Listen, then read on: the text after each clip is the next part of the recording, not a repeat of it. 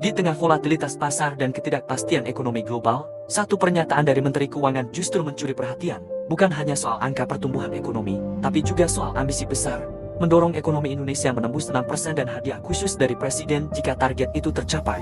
Pernyataan ini muncul dalam percakapan santai, namun sangat makna, di tengah pembahasan tren pasar dan proyeksi ekonomi nasional. Dalam dialog tersebut, Menteri Keuangan menegaskan bahwa tren ekonomi Indonesia masih terbuka ke arah positif. Meski diwarnai fluktuasi jangka pendek, ia menilai pergerakan ekonomi bersifat dinamis dan masih memiliki ruang untuk tumbuh.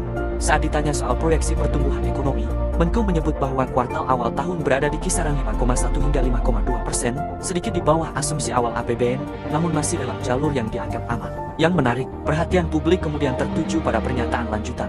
Menteri Keuangan secara terbuka menyampaikan tekadnya untuk mendorong pertumbuhan ekonomi nasional hingga 6%, melampaui target APBN yang berada di angka 5,4%. Bahkan, ia menambahkan pernyataan ringan namun bermakna.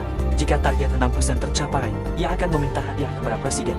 Pernyataan ini langsung memancing rasa penasaran bukan hanya soal hadiah, tetapi juga seberapa realistis target tersebut di tengah kondisi ekonomi saat ini. Target pertumbuhan ekonomi 6% bukan target biasa. Dalam konteks Indonesia, angka ini menandakan ekspansi ekonomi yang agresif dan membutuhkan kombinasi kebijakan yang sangat solid. Secara historis, pertumbuhan ekonomi Indonesia dalam satu dekade terakhir berkisar di angka 5%. Untuk menembus 6%, dibutuhkan beberapa faktor kunci. Pertama, belanja pemerintah yang ekspansif dan tepat sasaran, terutama pada sektor infrastruktur, perlindungan sosial, dan hilirisasi industri. Kedua, investasi swasta dan asing harus tumbuh signifikan, terutama di sektor manufaktur, energi, dan ekonomi digital.